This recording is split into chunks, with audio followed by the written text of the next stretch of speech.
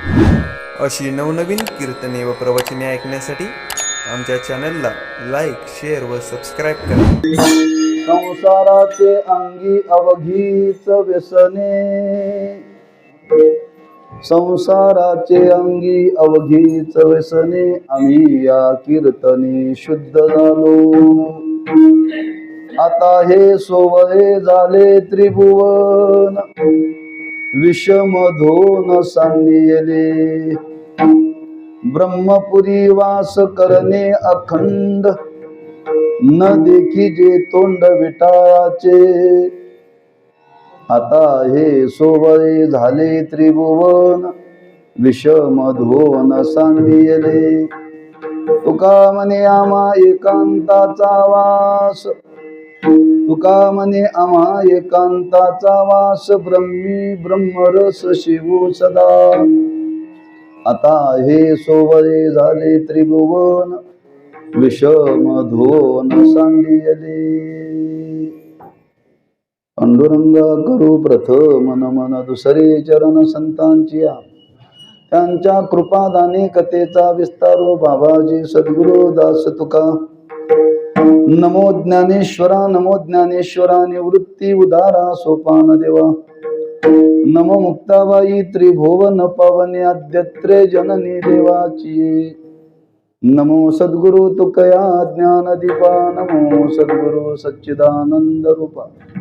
नमो सद्गुरु भक्त कल्याण मूर्ती, नमो सद्गुरु भास्करा पूर्ण कीर्ती. संसाराचे अंगी अवघीच व्यसने, संसाराचे अंगी अवघीच व्यसने, आम्ही या कीर्तने शुद्ध झालो. आता हे सोवळे झाले त्रिभुवन, विषमधोन सांडिले. शिवेकरता निवडलेला अभंग श्रीमंत जगद्गुरु श्री तुकोबारांचा असून स्वानुभूतीपर असा अभंग आहे. परमार्थाच्या साधनेतून आम्ही जीवनामध्ये काय मिळवलं त्याचं यथार्थ वर्णन या अभंगातून महाराजांनी केलेलं आहे.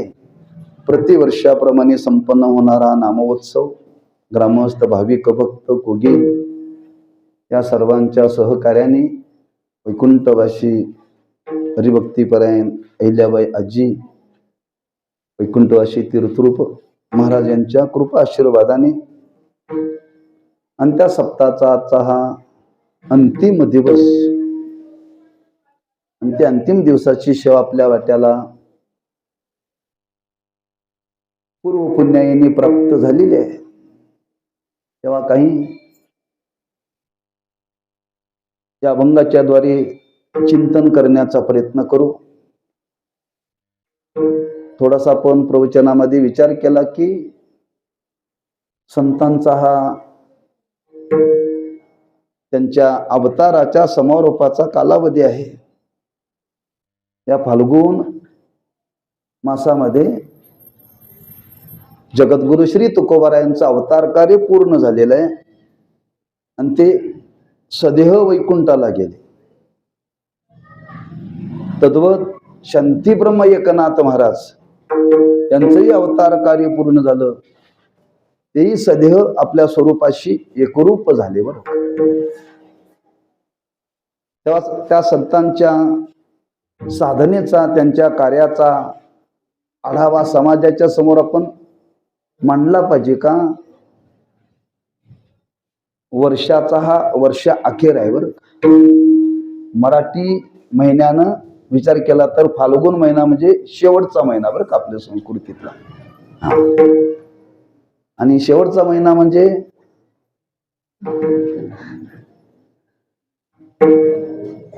आणि नवीन महिना म्हणजे गुढ्या उभारायचा, नवीन वर्षाचा आरंभ. बरं का, आपल्या संस्कृतीप्रमाणे डिसेंबर हा महिना शेवटचा नाही. बरं, फाल्गुन महिना शेवटचा आहे. आणि या शेवटच्या वर्षामध्ये वर्षाचा आढावा घ्यावा. कोणी घ्यावा? व्यापार करणाऱ्यांनी. आपण काय व्यापारी नाही कोणी. पण प्रत्येकाने आपल्या जीवनामध्ये वर्षभरामध्ये काय चांगलं केलं आणि काय वाईट केलं याचा आढावा घ्यावा बरं का. ही कमीत कमी या महिन्यामध्ये ही वेळ आपल्यावरती येऊ नये. कारण वर्षभरामध्ये काय केलेलं आहे आणि काय केलं नाही याची जाणीव प्रत्येकाच्या चित्ताला आहे, फक्त माणसं बोलून दाखवत नाहीत बरं का. मराठीमध्ये म्हणे काय वर्षभरात दिवे लावले आम्हाला माहिती आहेत म्हणतात लोक. तसा वर्षाचा आढावा घ्यावा, तसं संतांच्या कार्याचा आढावा घ्यावा, म्हणजे आमच्या तुमच्या जीवनाला काहीतरी प्रेरणा मिळेल बरं का. झाडाला लागलेलं फुल आहे, ते झाडाला किती दिवस राहिल्यानंतर टवटवीत राहील, काही कालापर्यंत बरं का. बरं ते काढलं, पूर्ण उमललेलं आहे, ते काढून देवाला अर्पण केलं किंवा कोणी डोक्यामध्ये घातलं, किती तास टवटवीत राहील, काही कालच बरं का. तसं आमचं तुमचं जीवन कधी टवटवीत असतं तर कधी कोमजलेलं असतं. जसं झाडाला जर पाण्याचा संबंध कायम राहिला तर झाड चांगलं राहतं बरं का. तसं आमच्या तुमच्या मनाला, इंद्रियाला असंत विचाराची जर प्रेरणा मिळाली तर आमचं जीवन आयुष्यभर सतेज राहतं. कार्य करण्याकरता ते मन नेहमी प्रसन्न राहतं बरं का. म्हणून आमच्या तुमच्या इंद्रियांना, मनाला एक प्रेरणा मिळण्याकरता, एक शक्ती मिळण्याकरता, ताकद मिळण्याकरता आज संतांच्या कार्याच्या संबंधाने विचार करण्याची गरज आहे, काळाची गरज आहे बरं का. आपण आपल्या जीवनाचा विचार करण्याची गरज आलेली आहे. इथून पुढे माणसाचं आयुष्य कमी आहे, आत्ताच बोललो. इथून पुढे माणसांच्या जीवनामध्ये रोग जास्त वाढणार, लक्षात ठेवा बरं का. मी काय भविष्य सांगायला आलो नाहीये, पण परिस्थिती अशी निर्माण आहे. प्रदूषण वाढणार आहे, उष्णता ही वाढतच राहणार आहे, कमी नाही येत आहे का. दरवर्षी, गेल्या वर्षी उष्णता होती, यावर्षी पुन्हा वाढणार, पुढच्या वर्षी वाढणार. इथून पुढं नैसर्गिक संतुलन राहणार नाही आहे. आपण कसं जगायचं हे आपण ठरवायचं बरं का. भाजी भाकरी खाऊन जगायचं का वडापाव खाऊन जगायचं ठरवा आपण. हे जसं जगण्याच्या बाबतीत आहे तसं विचाराचं इथून पुढं प्रदूषण वाढणार आहे बरं का, विचाराचं सुद्धा. आणि विचाराचं प्रदूषण वाढल्यानंतर माणसाची बुद्धी कालांतराने निर्णय घेण्याकरता राहणार नाही, योग्य भ्रमिष्ट होईल. त्यावेळी मात्र आपल्याला संत विचाराचीच मदत घ्यावी लागेल, संत विचाराचीच मदत घ्यावी लागेल. बाकी कुठलेही विचार आपल्या जीवनामध्ये आपल्याला उपयोगी पडणार नाही का. सर्वांचे विचार अशुद्ध आहेत आणि संतांचे विचार शुद्ध आहेत. म्हणून संत विचाराच्या समाजाला गरज आहे. म्हणून संतांच्या या कार्याचा थोडासा विचार आपण घेतला पाहिजे. जीवन आहे,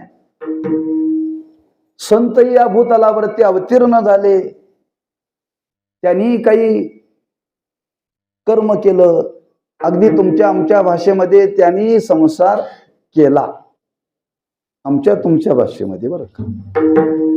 वास्तविक संत संसार करण्याकरता आलेले नाही,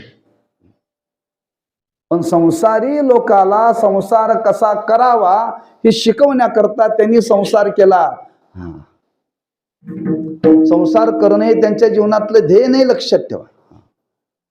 त्यांच्या जीवनातलं ध्येय आहे शेवटचा दिस गोड व्हावा, शेवटचा दिस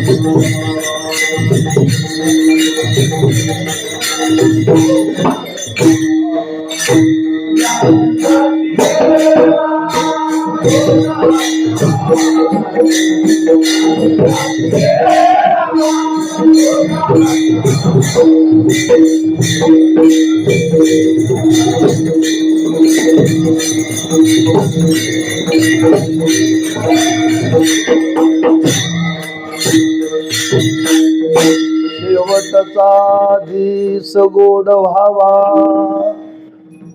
आपल्या आयुष्याचा शेवट चांगला व्हावा.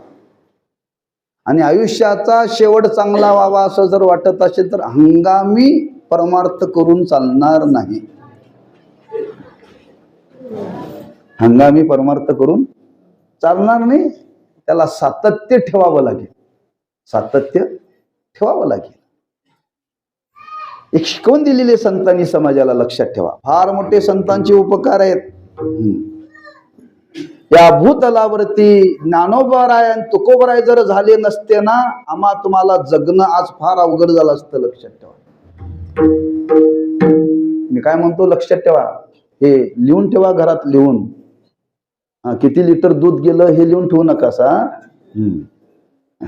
किती टन गेला, किती येत झाले. ज्ञानोबाराय आणि तुकोबाराय जर या भूतलावरती झाले नसते ना, आज आम्हा तुम्हाला जगणं फार मुश्किल झालं असतं. लक्षात ठेवा.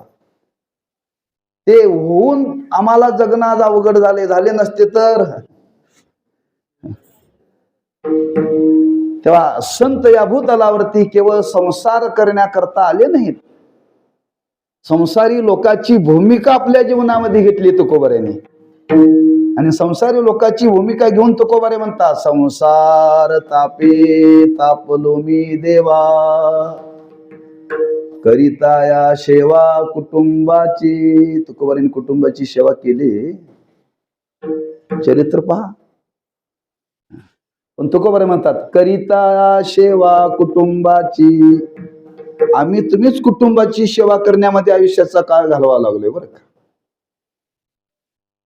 आम्हा तुम्हाला शिकवण्याकरता हे बोलले तुकोबाराय. आणि जी थोर मंडळी संसार तापाने तापलेली जगाला तापवतील का शांत करतील?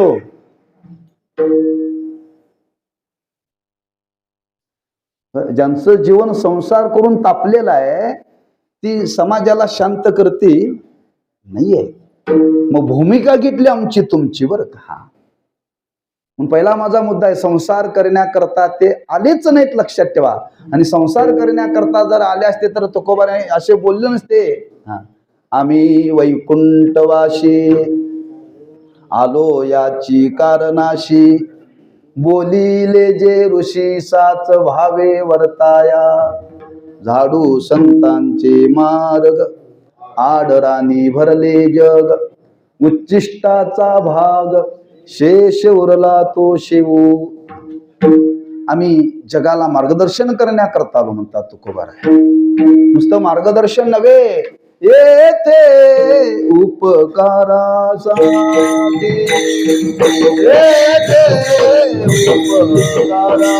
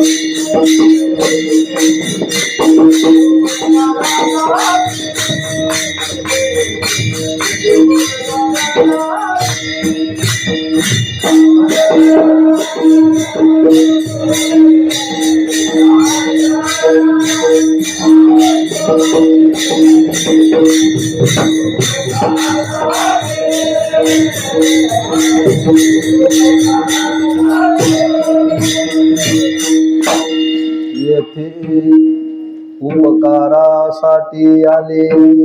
केवळ परोपकार. परोपकार म्हणजे समाजाला मार्गदर्शन करायचं, पण त्याच्या मोबदल्यामध्ये समाजाकडून काहीही घ्यायचं नाही. घ्यायचं. प्रत्येक क्षेत्रामध्ये पेन्शन आहे बरं का. प्रत्येक क्षेत्रामध्ये पेन्शन आहे. एकदा 5 वर्ष तुम्ही आमदार झाला की तुम्हाला पेन्शन लागू झाली. आयुष्यभर कीर्तन करा, पेन्शन नाही बरं का. का नाही? ज्या संतांनी जगाला हे जे सांगितलं त्यांनी आयुष्यात काही लोकांकडून घेतलंच नाही हो. काही घेतलं नाही. लक्षात ठेवा. निरपेक्ष भावनेने केलेलं कार्य आहे. केवळ परोपकार म्हणून त्यांनी केलेलं आहे. काही घेतलेलं नाही. तात्पर्य आज समाजाला त्यांना काहीतरी सांगायचं आहे आणि ते सांगण्याकरता आले. आणि ते सांगत असताना समाजाची परिस्थिती त्यांनी जाणली. बहुतांश लोक संसारी आहेत आणि ज्या संसारामध्ये राहतात तो संसार कसा आहे या समाजाला सांगितलं पाहिजे बरं का. कितीही काळ जरी आपण संसार केला, कितीही जणांनी जरी केला, तरी संसार करून कधी संपत नाही बरं. संसार कधी करून संपत नाही.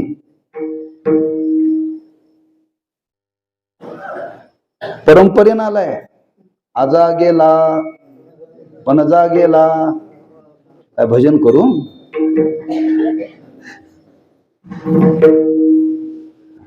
लोक सांगतात महाराज आमच्या पंजोबांनी घेतलेलं शेत आहे. असं कोण सांगते? महाराज आमच्या पंजोबांनी माळ गाठली होती मी वारी करतोय. कोण सांगतोय? कोणी केलीच नाही ना. हा संसार हा परंपरेनं चालत आलेला प्रत्येकाच्या जीवनामध्ये. मग परंपरेनं चालत आलेला आहे त्या संसारामध्ये माणसं ही आज राहतात, पण त्या संसाराचं स्वरूप आज या जीवाला कळालेलं नाहीये. मग का राहतात तो? अनेक जन्माचे संस्कार आहेत.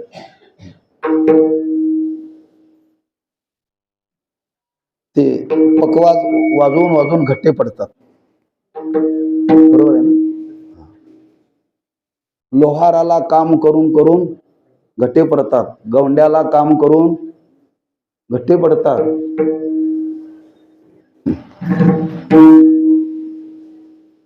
आणि ते घट्टे पडल्यानंतर त्याची जाणीव होत नाही बरं का. त्याची जाणीव होत नाही. जसं काम करून करून करून हाताला घट्टे पडले, तसे संसार करून करून करून माणसाला सवय झाल्या सण करण्याची. घट्टे पडलेत ना. हा, किती घरामध्ये वादावाद होतात, किती बायको बोलते, तरी हा घर सोडत नाही. पण रस्त्यावरच्या एखाद्या माणसाने ह्याला जर उलट बोललं तर धावून गेल्याशिवाय राहत नाही. बायको याच्या अनंत पट्टीनं बोलते, तरी म्हणतोय महाराज ती बोलते तेव्हा बोलते, तिच्या मनात काही नसतं बरं का. अरे ब्रह्मदेवाला बाईच्या मनातलं कळलं नाही, आम्हा तुम्हाला कळणार आहे होय? इथल्या बायांना सोडून.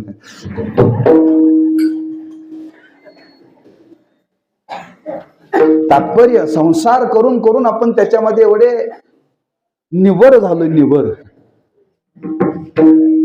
पण महाराज म्हणतात हा संसार चांगला नाही बरं. संसार चांगला नाही आहे. मग आहे तरी कसा? महाराज म्हणतात हा दोषाने युक्त आहे. दोषाने युक्त आहे. आणि त्या दोषाने युक्त असल्यामुळे ते दोष आज आमच्या तुमच्या जीवनामध्ये जडलेत. आणि ते जडल्यामुळे आज आमच्या तुमच्या वाट्याला काहीही करा सुख नाहीये, दुःखच आहे. सुख नाहीये, दुःखच आहे. फक्त सुखाचा भास आहे. सुख पाहता जवा पाडे, दुःख पर्वताळे वडे.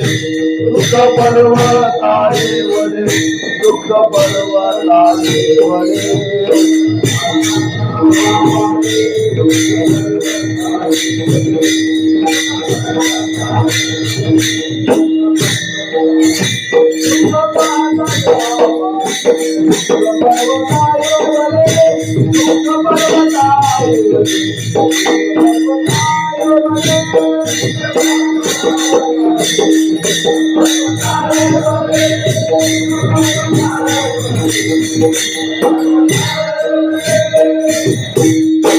सुख पाहता जवा पाडे, दुःख पर्वता येवडी.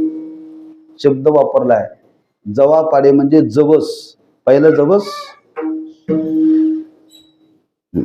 फार लहान पदार्थ आहे. तीळ असतो, त्या तिळापेक्षा थोडासा मोठा असतो जवस. आपल्याकडे ते पीक ज्यादा नाही जवसाचं बरं का.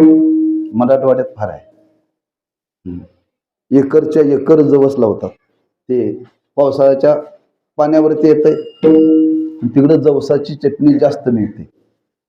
आपल्याकडे कुठं औषधाला मिळाली तर ते जवस आहे. तिळापेक्षा थोडस मोठं असतं. कसं महाराजांनी वर्णन केले.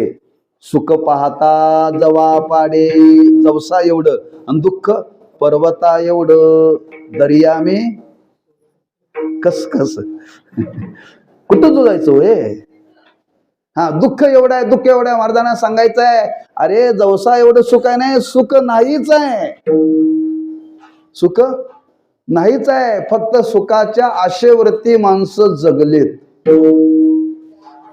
सुखाच्या आशेवरती माणसं जगलेत. आज मिळेल, उद्या मिळेल, परवा मिळेल, तेरवा मिळेल, अशी कल्पना आहे माणसाची. पण प्रत्यक्ष सुख त्याच्यामध्ये नाहीये. तात्पर्य तुकोबऱ्या सांगतात ज्या संसारामध्ये हा जीव आज रमलेला आहे तो संसार महाराज म्हणतात दोषाने युक्त आहे. दोषाने युक्त आहे. आणि त्या संसाराचा संग आज आम्हा तुम्हाला घडलाय. आणि परिणाम आमचं जीवन त्या संसाराने दोषी झाले बरं. त्या संसाराचे दोष आमच्या जीवनामध्ये आले. उदाहरण जर द्यायचं ठरलं तर कोळसा आहे. कसा आहे तो? काळा आहे. पण कोळसा हातात घेतला की घेणाराचे हात तसा संसार आहे बरं का. संसार तसाच आहे. काय करावं नाही, फक्त कोळशाला हात लावला तरी हात काळा होतोय. लक्षात ठेवा, हात काळा होतोय. तसा हा संसार दोषाने युक्त आहे. आणि दोषाने युक्त असल्यामुळे आज आमचा तुमचा संबंध त्या संसाराशी आलेला आहे. आणि संसाराशी आल्यामुळं आज आमचं तुमचं जीवन त्या संसाराशी एवढं तादात्म्य पावलेलं, एवढं तादात्म्य पावलेलं आहे. महाराज म्हणतात अशा काळामध्ये काय करावं लागेल. अशी एका महाभागाच्या अंतःकरणामध्ये इच्छा निर्माण झाली. महाराज खरंच असा जरा दोषाने संसार युक्त आहे तर त्याच्यातून निर्दोष बाहेर पडता येणार नाही का? महाराज म्हणतात येतं. कोण पडलं का? महाराज म्हणतात आम्हीच याच्यातून बाहेर पडलो. तुम्हीच बाहेर पडला. संसार केला आमच्या तुमच्या करता केला, पण या संसारामध्ये असलेले दोष आपल्याला जडलेले आहेत आणि ते दोष बाजूला करण्याकरता महाराज म्हणतात आम्ही त्याच्यातून बाहेर पडण्याकरता काही उपाय केला आणि त्या उपायाच्या द्वारे आम्ही त्या संसारातून काय झालो? आम्ही या कीर्तने शुद्ध झालो. या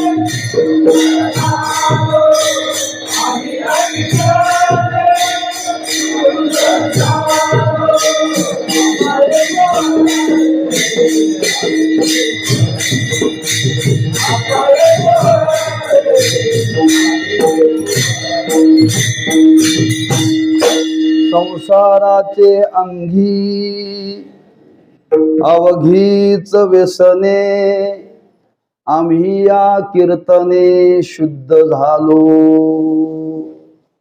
आम्ही शब्द वापरला म्हणजे आपल्याला जाणीव करून देतात तुकोबर आहे बरं का. या संसारातून जर आपल्याला शुद्ध व्हायचं असेल का दोषाने युक्त आहे त्याच्याकरता शब्द वापरला व्यसने. व्यसनाला दोष म्हणतात बरं का आणि दोषाला व्यसन म्हणतात. लोक म्हणतात मुलगा आमचा चांगला आहे पण एकच त्याला व्यसन आहे हो तंबाखू खायचं. म्हणजे दोष आहे बरं का. दोष आहे. तंबाखू खाणं चांगलं नाही आहे हे खाणाऱ्याला सुद्धा माहिती आहे. खाणाऱ्याला सुद्धा माहिती आहे.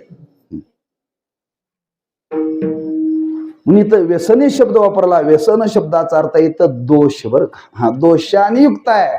कसा आहे? महाराजांनी शब्द वापरला संसाराचे अंगी अवघीच.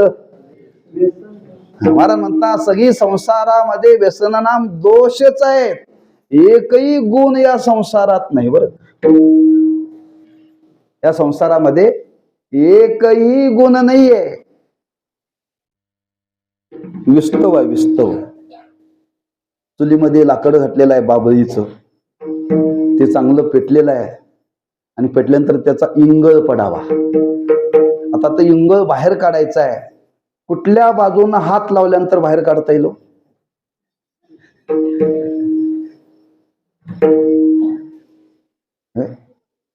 इंगळ त्याला बाहेर काढायचा आहे पण कोणत्या बाजूनं हात लावल्यानंतर तो भाजणार नाही?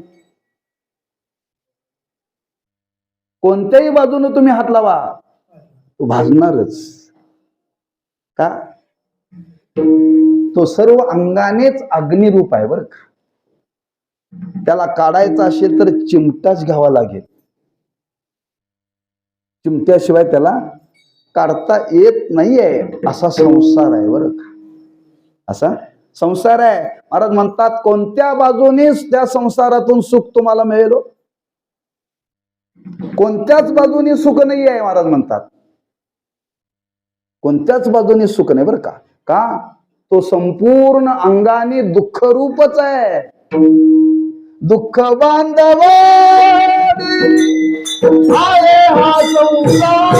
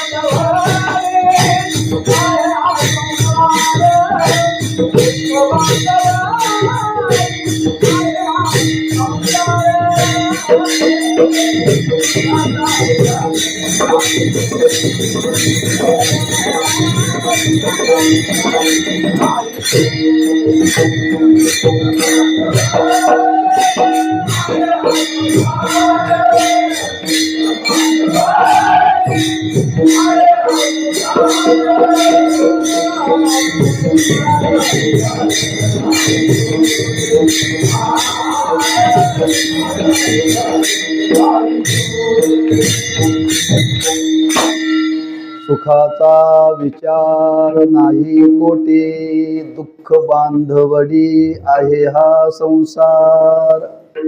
सर्व अंगाने दोषच आहेत. केळ तुम्हाला खायला दिलं,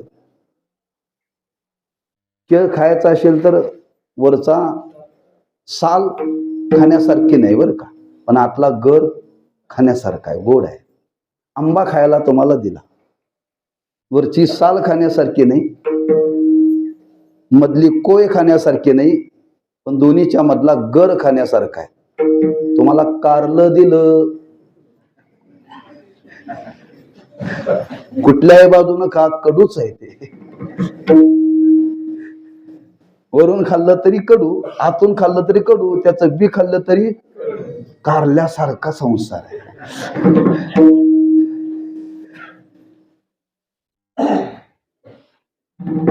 म्हणजे त्या संसारामध्ये सगळे दोषच आहेत, एकही गुण त्या संसारामध्ये नाही बरं का. पण संसार म्हणजे नेमका काय हे पहिल्यांदा कळलं पाहिजे. त्या संसाराचे भाव आपल्याला पहिल्यांदा सांगतो. संसार कशाला म्हणतात? हे दिसणारा सगळा हा पसारा, त्याला संसार म्हणतात बरं का. हे जग दिसतं ना, या जगाला संसार. आपलं घर दार, बायका पोरं, गाडी माडी वाडी, हे संसार. हा एक संसार, एक संसाराचं रूप झालं बरं का. दुसरं संसार कशाला म्हणतात? या देहाला संसार म्हणतात. आणि तिसरा संसार कशाला म्हणतात? पुन्हा पुन्हा जन्माला येणं आणि पुन्हा पुन्हा मरणं, याला संसार म्हणतात. आणि चौथा विचार सांगतो संसाराचा, बाह्य पदार्थाविषयी चित्तामध्ये जी आसक्ती आहे त्याला एक संसार म्हणतात. किती व्याख्या सांगितल्या मी? म्हणजे बुवाने काय सांगितलं एवढं तरी लक्षात ठेवा. बुवाला काय सांगता येतं याच्यापेक्षा काय सांगितलं हे तरी लक्षात ठेवा.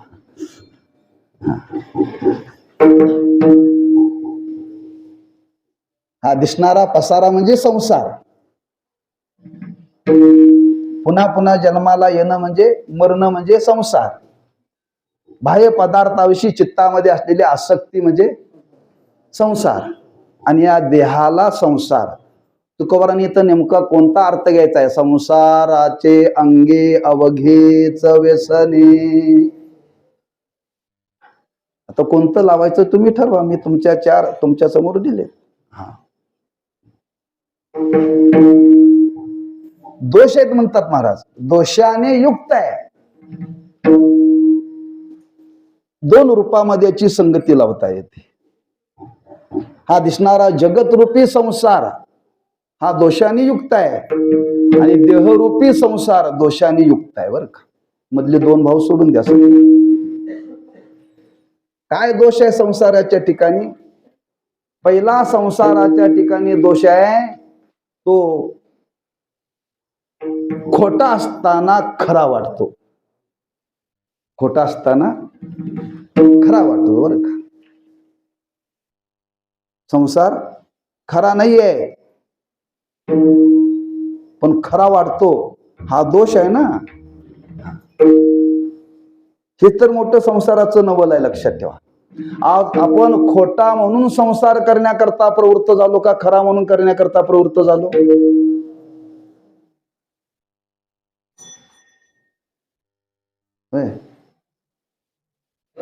खरा म्हणूनच. खोट्याच्या नादाला कोणी लागेल? पण त्याचा स्वभाव आहे, त्या संसाराचा काय स्वभाव आहे? त्याचा अंगभूत हा दोषच आहे. हा, तो खोट्याला खरं म्हणायला होतो. खोट्याला खरं म्हणायला होतो. हा, कितीही शास्त्रांनी सांगितलंय का? थोडं सांगितलंय का हो? फलकट तो संसार, फलकट तो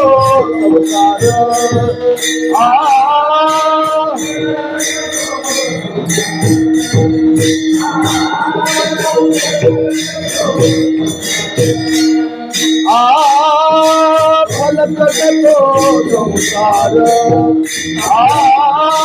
फलकट तो संसार.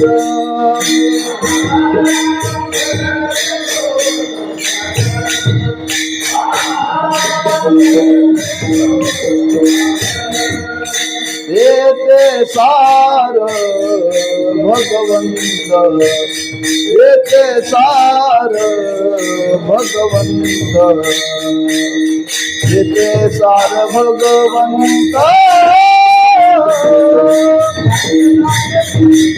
मना आईचे लागली तो मना.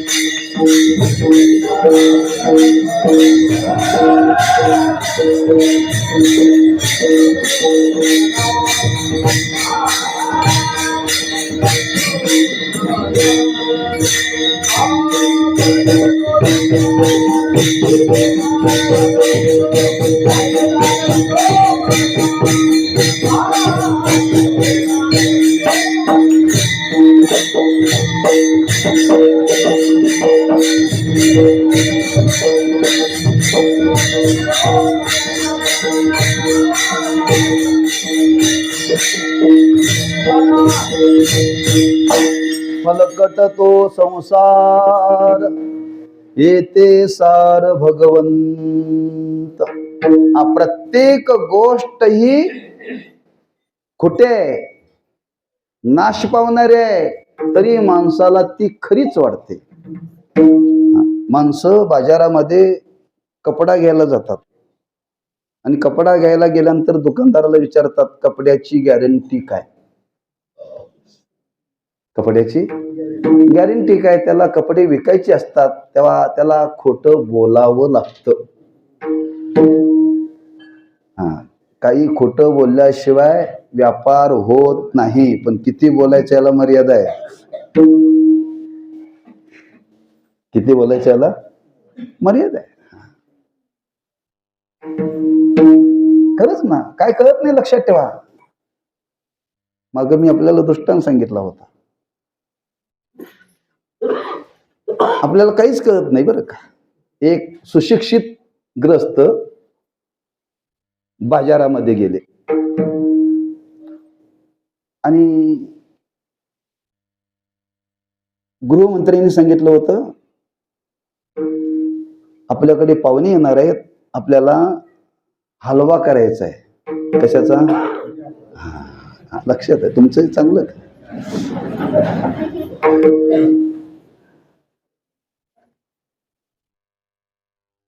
आणि गाजरं घेऊन या. एक ग्रस्त गेले बाजारामध्ये, खेड्यातली बाई कुगिलची भवानी मंडपाजवळ एकाला बसली होती, गाजरं घेऊन गेली होती.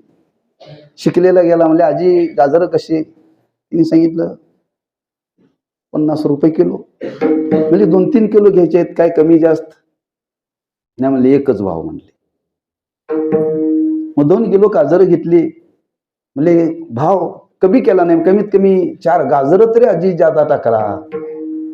मग तिने 4 गाजरं जादा टाकली. बरं का, घरी आला, बायकोला सांगितलं बघ 2 किलो गाजर आणलेत, मग भाव 50 रुपये, काय कमी केले नाही, पण तिने 4 गाजरं जादा दिली म्हणले.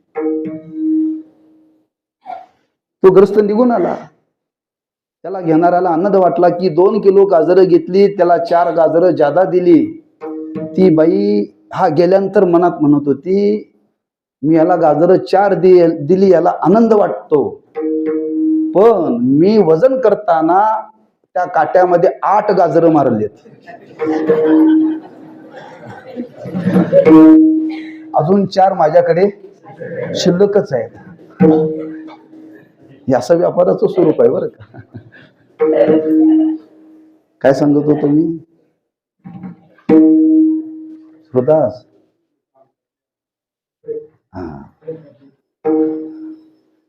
वक्ता बाजूला गेलं तर श्रोत्याचं लक्ष पाहिजे.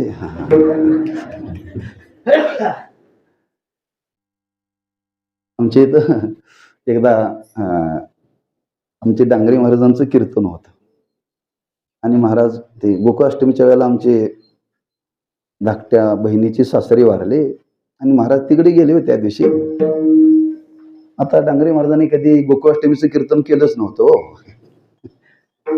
त्यांनी भरपूर कीर्तन केली आणि ते कीर्तनाला उभं राहिले आणि उभं राहिल्यानंतर त्यांनी सासूची गोष्ट सांगायला सुरुवात केली. बाया म्हणले महाराज आज गोकुळाष्टमी आहे, कृष्णाचं चरित्र सांगा, सासूचं सांगू नका म्हणाल्या.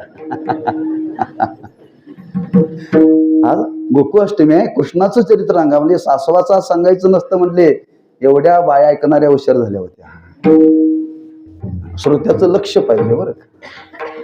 तेव्हा माणसं वस्तू घ्यायला जातात, गॅरंटी विचारतात, त्याला सांगावं लागतं.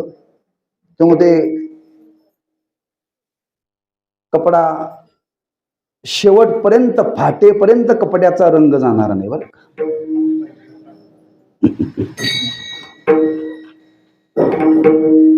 कारण त्याला नाही इलाजाने सांगावं लागतं. तो म्हणते अहो गॅरंटी द्या, गॅरंटी ते म्हणते अहो माझीच गॅरंटी नाही, तुमची गॅरंटी नाही, कपड्याची गॅरंटी देता येते का हो?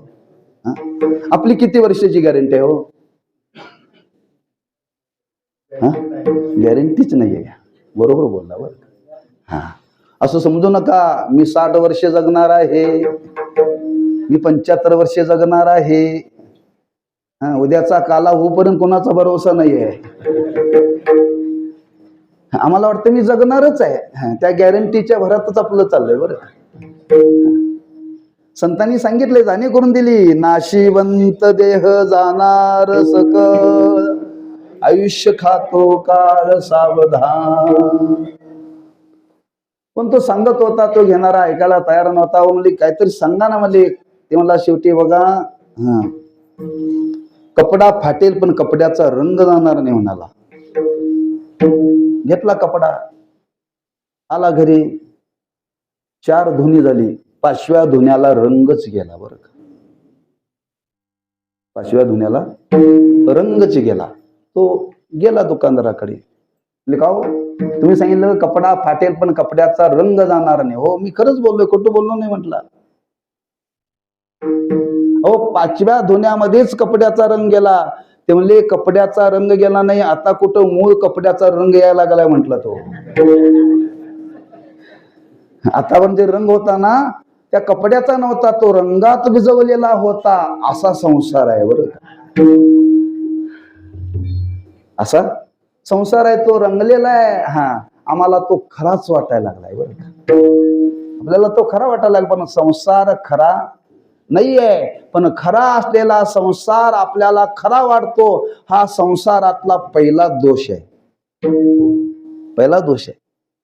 ब्रह्मलीन गुरुवारी साखरे महाराज नेहमी सांगायचे, ते सांगायचे बाजारामध्ये डालडा विकायला ठेवलेला असतो बरं का. आणि त्या डालड्याच्या डब्यावरती काय लिहिलेलं असतं?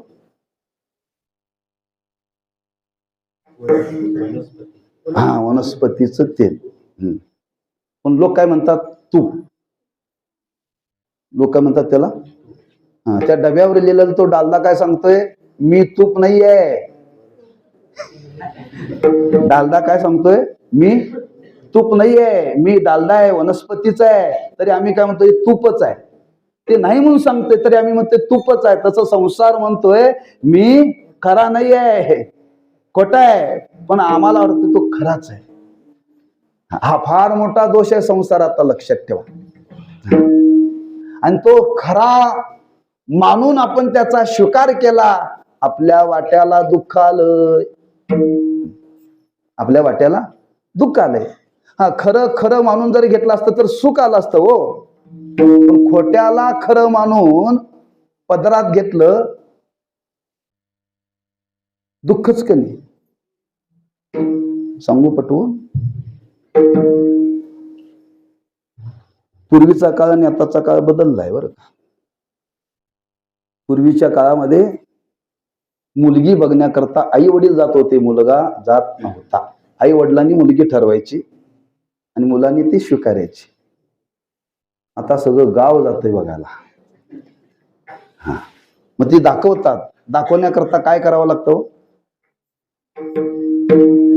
त्याला ब्युटी पार्लर मधून आणावं लागतंय. हा, आणि ते ब्युटी पार्लर मधून आणून ते साहित्य वापरलेलं असतं. हा, आणि जे आणलेलं असतं त्याचं मूळ रूप वेगळंच असतंय. हा, आणि त्याला ते सगळं मेकअप केलेलं असते बरं का. हा, ते सगळं लावलेलं असतं त्याला. काय म्हणतात त्याला? मेकअप. असंच ना? माझं चुकलं म्हणून ते असायला लागलं बरं का. काय खरं आहे हे मी बोलण्याकरता बोललो बरं का. आणि ते सजवून आणलं. मग ते आता ते देखावा पाहिल्यानंतर माणसं पाहिल्या पसंत आहे म्हणतात बरं का. पसंत आहे म्हणतात. आणि ते लग्नातही करून आणतात. आता ती वरात राहिली, पूर्वीच्या काळात वरात असायची. आणि ते लग्न झाल्यानंतर वरात काढून आणा, आणि वरात काढून आल्यानंतर तिच्या कपाळावरती, चेहऱ्यावरती घाम यावं. घाम आल्यानंतर तिचा चेहरा भारत पाकिस्तान दिसतोय बरं का.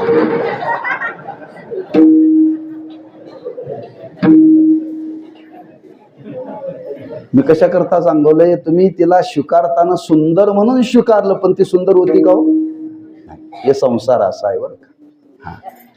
म्हणून कोणत्याही बाजूने तुम्ही संसाराकडे बघा. महाराज म्हणतात कोणत्याही बाजूने बघितलं तर त्या संसारामध्ये सगळे दोषच आहे, एकही गुण नाही. पहिला दोष आहे खोटा असताना तो खरा वाटतो.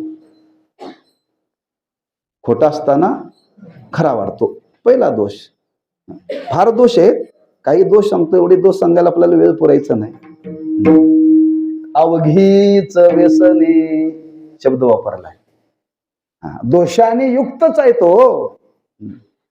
दुसरा दोष या संसाराच्या ठिकाणी असा आहे की तो दुःखरूप असताना सुखरूप वाटतो.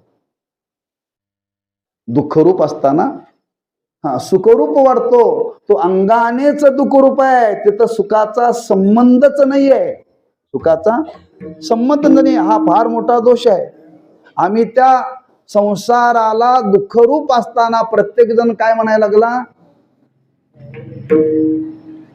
सुखरूप म्हणायला लागला. म्हणून तर प्रमाण देऊन सुखाचा विचार नाही कोटे. तुम्ही बघा ना, एक तुम्हाला मी काम सांगतो. ज्यांनी आयुष्यभर संसार केला तुमच्या गावात, कोण वयस्कर आहे त्याला जाऊन भेटा. 80, 85, 90, 100 कुणी गाठल्या शेत, त्याची मुलाखत घ्या. आणि आजोबा तुम्ही 100 वर्ष झालं संसार केला, सुखाचा का दुःखाचा? तो तुम्हाला दुःखाचाच म्हणून सांगेल, सुखाचा म्हणून सांगणार नाही. सांगणार नाही. कारण आयुष्यभर जरी संसार केला तरी सुख नाही आहे, सुख मांडले, सुख मांडलेलं आहे, लक्षात ठेवा. म्हणून तो दुःखरूप असताना सुखरूप वाढतो, त्या संसाराचा हा दोष आहे. हा संसारामध्ये माणसं का प्रवृत्त होतात? अनेकांचं आयुष्य संसार करण्यामध्ये गेलं, अनेकांचे पिढ्या आणि पिढ्या गेल्या, तरी माणसं त्याच्यामध्ये उड्या मारतातच, त्याच्यामध्ये उड्या मारतातच. का? तो सुखरूप वाढतो. आहे दुःखरूप पण वाढतो सुखरूप, बरं का. त्याच्या पुढे वर्णन केले. त्या संसाराचं वर्णन करताना महाराज म्हणतात, संसार हा द्वैताने युक्त आहे. द्वैत आहे त्याच्या ठिकाणी. तो पहिला तर देव आणि संसार दोन गोष्टी आहेत का एक गोष्ट आहेत? देव वेगळा आणि संसार वेगळा, म्हणजे द्वैत आहे का एकत्व आहे? द्वैत आहे. वास्तविक विचार केला तर शास्त्रामध्ये वर्णन केले, संसार हा स्वतंत्र नाही आहे. संसार हा स्वतंत्र नाही आहे, पण आम्हाला तो स्वतंत्र वाटतो. तो स्वतंत्र वाटतो. आज परमात्मा सत्तेवरती संसार चाललेला आहे. सत्तेवरती परमात्मा आहे आणि त्याच्या सत्तेवरती संसार चाललेला आहे, पण आपण त्याच्यामध्ये द्वैत दृष्टीने पाहतो का? तो संसार द्वैतच दाखवतो, बरं. त्याच्या पुढे त्या संसाराचं वर्णन करताना वर्णन केले, त्या संसाराच्या ठिकाणी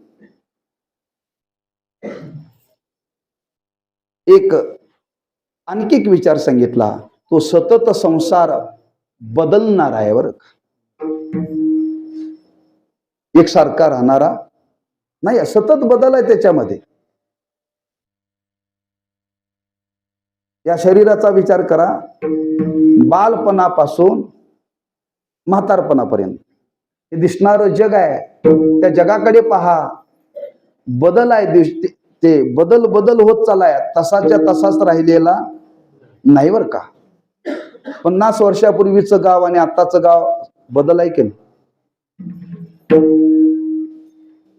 गावात बदल आहे, माणसात बदल आहे, शरीरात बदल आहे, त्याच्या खाण्यात बदल आहे, त्याच्या बोलण्यात बदल आहे, त्याच्या लेण्यामध्ये बदल आहे. का? बदलत राहणं हा संसाराचा स्वभावच आहे. तो सतत बदलत राहतो, बरं का.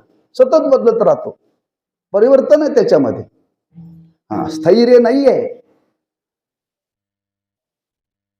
बघा, बालपणामध्ये जे केस काळे होते ते म्हातारपणापर्यंत राहतात का? राहत नाहीत. बालपणामध्ये जे, तारुण्यामध्ये जे दात होते ते म्हातारपणामध्ये राहतात का? राहत नाही. बदलावे लागतात, पुढं बदलावे लागतात. परवा एकाने सांगितलं, मी परवा सांगितलं कीर्तनात, ते आम्ही मिरज जवळ बेडग नावाचं गाव आहे आणि तिथं वंजारी समाजाचे लोक आहेत. मी त्यांच्याकडे कीर्तन म्हणजे, महाराज आमचे आजोबा 135 वर्षाचे होते. किती? 100. 100 नंतर आमच्या आजोबाचे दात पडले आणि पुन्हा नवीन आले म्हटले. 100 नंतर दात पडले आणि पुन्हा नवीन आले, लहान मुलासारखे दात म्हटले. म्हणजे 100 वर्षानंतर पडून पुन्हा आले, म्हणजे बदलच आहे का नाही? का तेच राहिले? म्हणजे त्या संसाराचा विचार केला तर तो सतत बदलणारा आहे. मग असा हा संसार सतत बदलणारा आहे. खऱ्याला खोट्याला खरं म्हणणं लावणार आहे, दुःखाच्या ठिकाणी सुखाचा भास करणार आहे, असत्याच्या ठिकाणी सत्याची भावना करणार आहे. मग असा हा दोषाने युक्त असलेला संसार, त्याचा संग आज आमच्या जीवनामध्ये घडलेला आहे आणि परिणाम आज आमच्या तुमच्या वाट्याला अनेक प्रकारचं दुःख भोगायची वेळ आलेली आहे, बरं का. दुःख भोगायची वेळ आलेली आहे. आज कोणीही या दुःखातून बाजूला पडलेला नाहीये. मग तुकोबारानं विचारलं याला काय पर्याय? महाराज म्हणतात याला एकच पर्याय. त्या संसाराच्या ठिकाणी असलेल्या दोषाला जर घालवायचं असेल किंवा आपल्या जीवनातले दोष त्या संसाराच्या संबंधाने आलेले घालवायचे जर असतील तर त्याला एकच पर्याय, भगवंताचं नामस्मरण. आम्ही या कीर्तने शुद्ध झालो. भगवंताच्या नामस्मरणाने हे दोष घालवता येतात. दोष घालवता येतात. किती कोणत्याही प्रकारचे दोष जरी असले तरी भगवंताच्या नामामध्ये सामर्थ्य आहे. जळतील पापे जन्मांतरी जळतील पापे.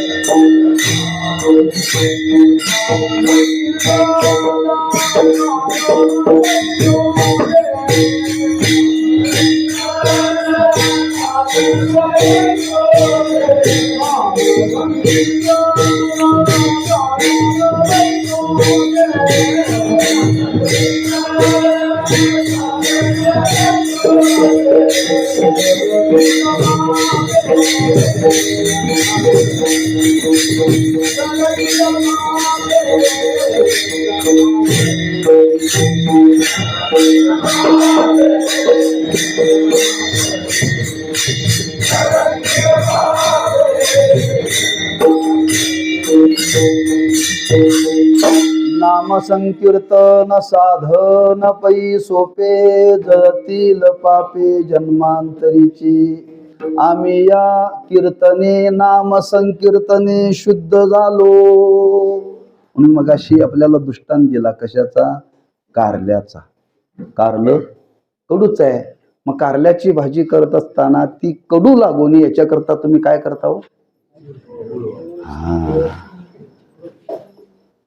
म्हणजे कारलं हे अंगाने कडू आहे, पण कारल्याची भाजी करण्याकरता करत असताना त्याच्यामध्ये गुळ घालावा लागतो. तसा संसार कडू आहे, तो गोड होण्याकरता भगवंताचं नाम घ्यावं लागतं. कारल्याच्या भाजीला गुळ टाकल्याशिवाय कारल्याची भाजी करता येत नाही आणि खाता येत नाही. तसा संसारामध्ये राहण्याकरता भगवंताचं नाम गोड आहे, ते घेतल्याशिवाय संसार आनंदाचा होत नाही. बरं का? म्हणून महाराज म्हणतात त्या नामस्मरणाने आम्ही सगळे दोष घालवले. का? त्या संसाराचा संबंध आमच्या जीवनामध्ये आला आणि दोष आम्हाला लागले. आम्हाला म्हणजे कोणाला? या अंतकरणाला, मनाला. हे सगळे मनावरती बिंबले. बरं का? सगळे जे दोष आहेत ते दोष कुठं बिंबतात? मनावरती, अंतकरणावरती. मग ते अंतकरण, मन त्याच्या संगतीने अशुद्ध झालं. मग अशुद्ध झालेलं शुद्ध करण्याकरता एकच पर्याय, भगवंताचं नाम. भगवंताच्या नामस्मरणाने ते शुद्ध करता येतं आणि त्याच्याशिवाय दुसरं साधन नाही. कलियुगा माझी करावे कीर्तन, कलियुगा माझी करावे कीर्तन. नारायण जय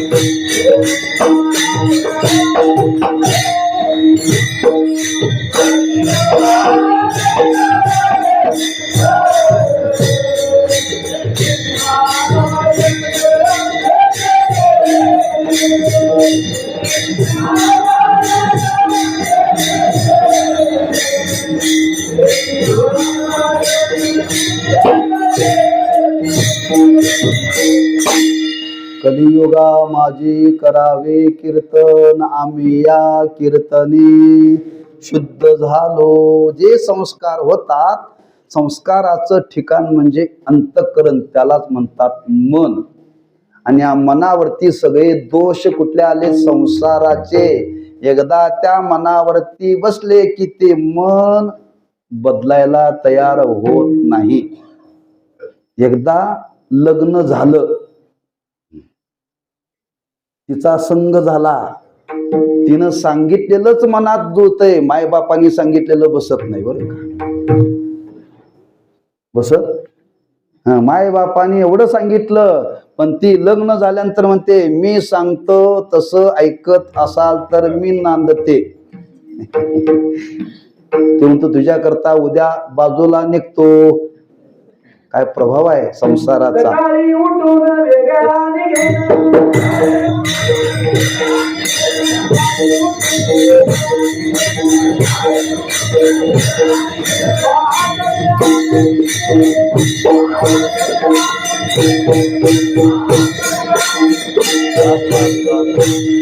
उद्या सकाळीच संतांनी लिहून ठेवले बरं का. ते म्हणते उद्याच, वेळच नाही का. एकदा तिचा वाणीचा प्रभाव एकदा मनावरती जर बसला ना, माणसं ब्रह्मदेवाचं सुद्धा ऐकत नाहीत. हेच संसाराच्या बाबतीत आहे बरं का.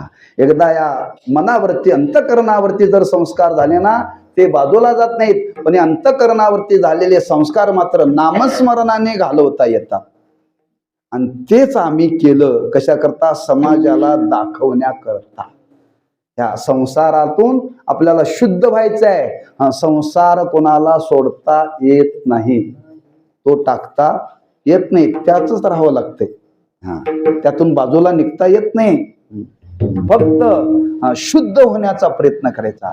आणि शुद्ध होण्याकरता महाराज म्हणतात, एक भगवंताच्या नामस्मरणाने आपलं अंतकरण एकदा शुद्ध झालं. आणि एकदा अंतकरण शुद्ध झालं की त्या अशुद्ध अंतकरणाला कळतं खरं काय खोटं काय. ते खऱ्याला खरंच म्हणतं, खोट्याला खरं म्हणत नाही. एकदा अंतकरणाची शुद्धी झाली की ते मन म्हणतं संसार खरा नसून देव खरा आहे. एकदा ते अंतकरण शुद्ध झालं की ते अंतकरण सांगतं संसार सुखरूप नसून देव सुखरूप आहे. असे त्या मनावरती अंतकरणावरती परिणाम होतात. आणि एकदा असं अंतकरण शुद्ध झालं ना, त्या शुद्ध अंतकरणाचा परिणाम त्या संसारामध्ये तुम्ही राहून तुम्हाला तो संसार प्रतिबंध करणार नाही, कोणती बाधा करणार नाही. आणि महाराज म्हणतात नवे नवे नुसत्या बायका पोरामध्ये नव्हे, महाराज म्हणतात तुम्हाला त्रिभुवनामध्ये कोणाची बाधा होणार नाही.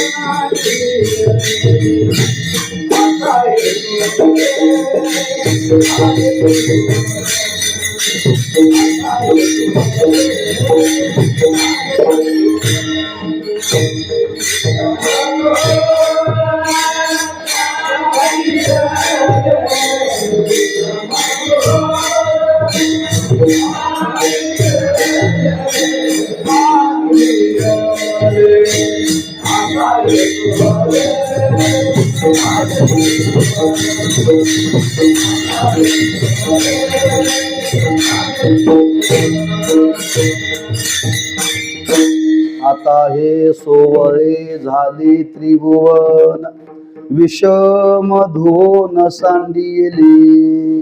4 चरणाचा अभंग आहे.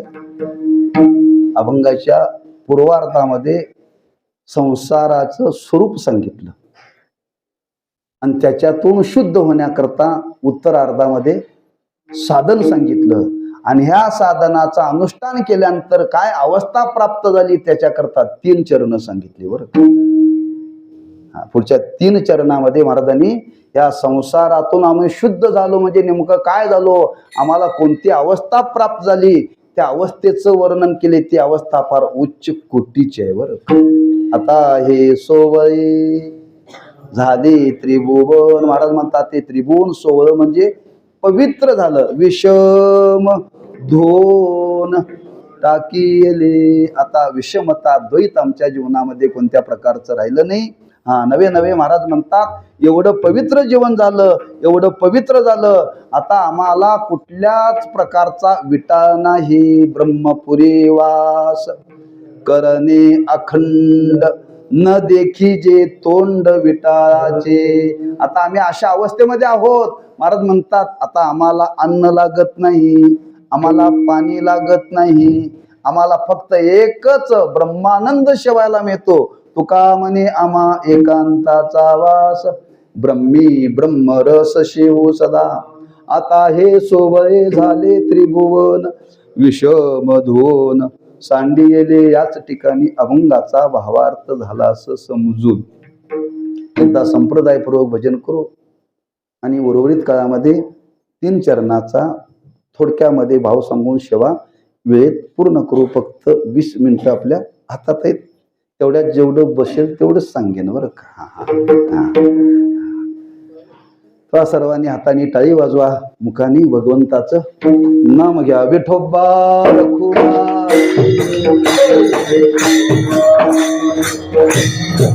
जय जय विठोबा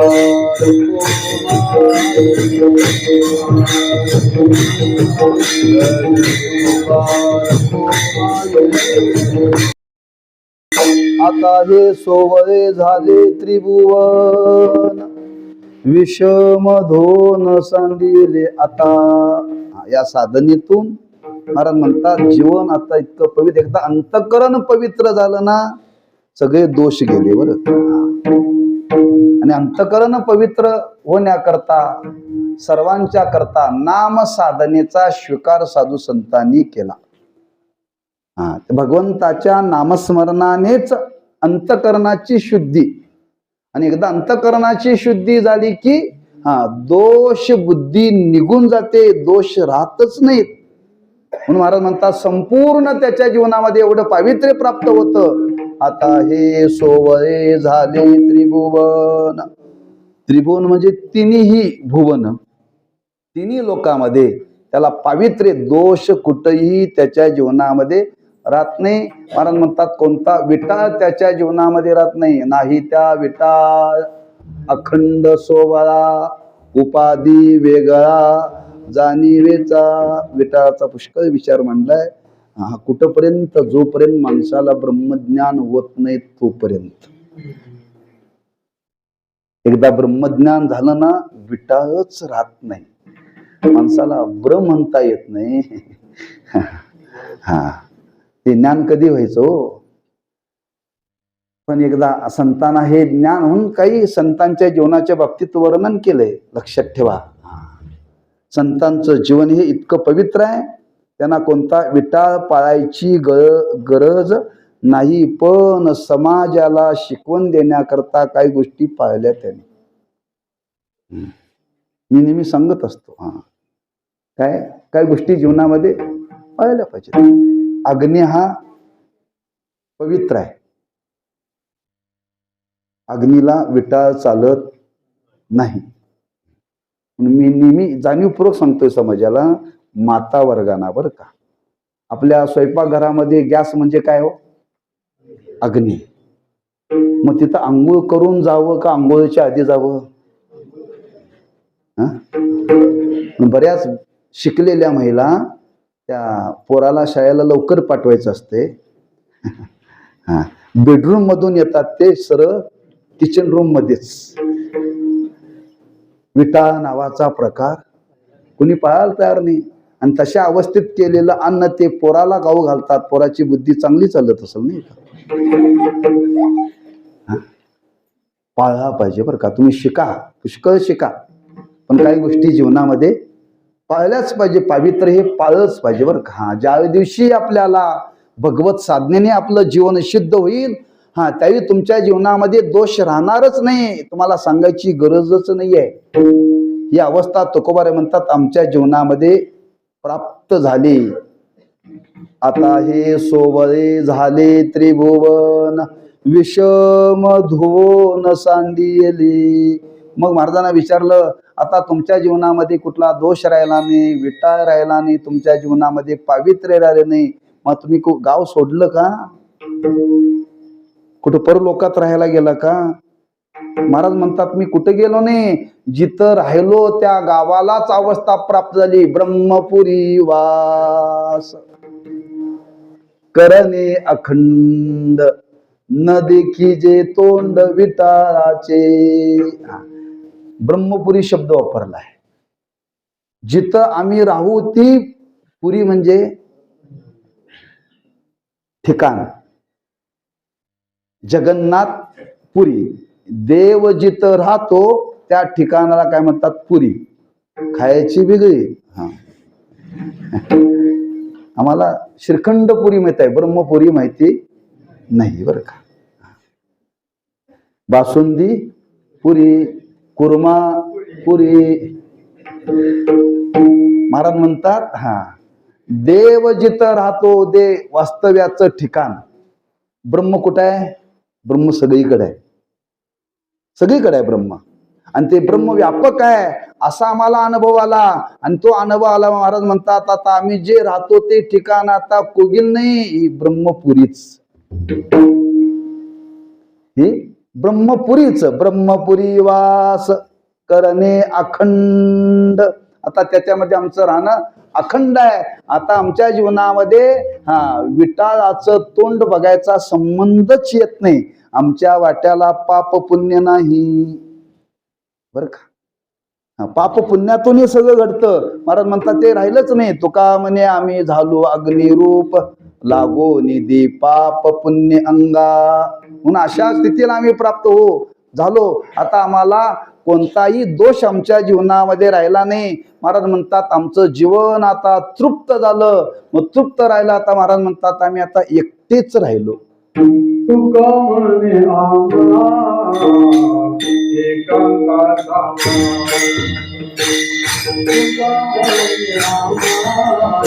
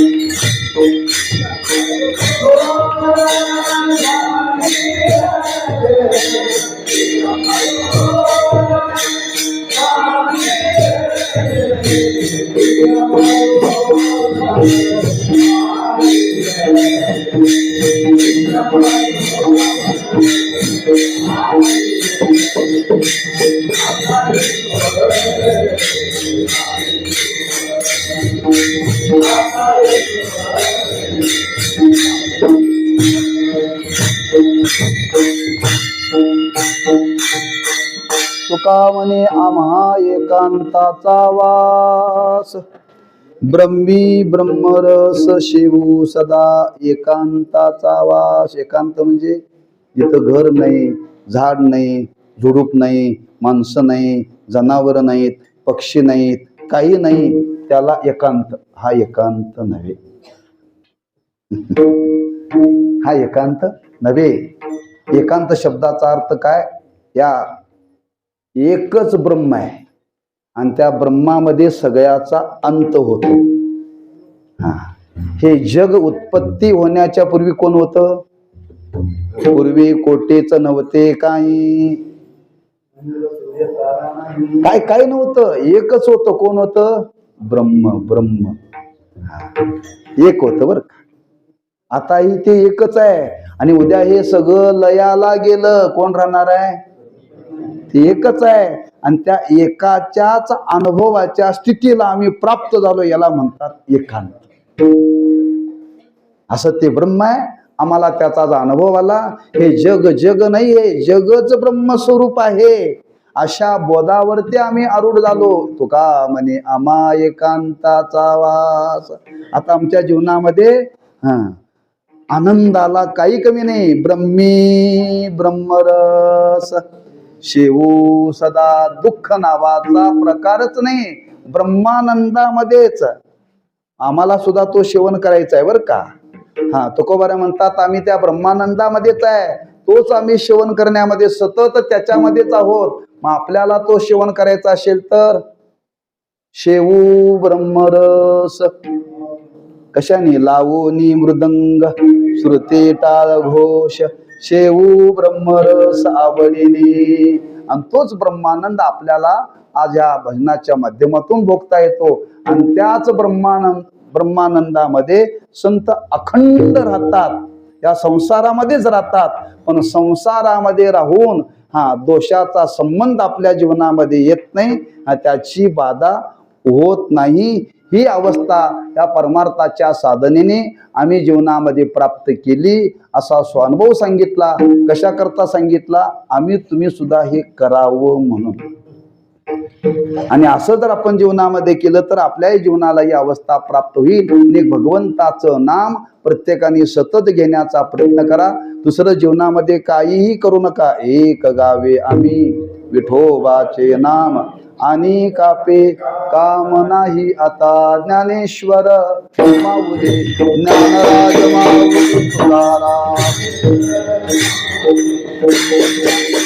जय जय ज्ञानेश्वर माऊली ज्ञानराज माऊली तुकाराम. जय जय ज्ञानेश्वर माऊली ज्ञानराज माऊली तुकाराम. जय जय ज्ञानेश्वर माऊली ज्ञानराज माऊली तुकाराम. जय जय ज्ञानेश्वर माऊली ज्ञानराज माऊली तुकाराम.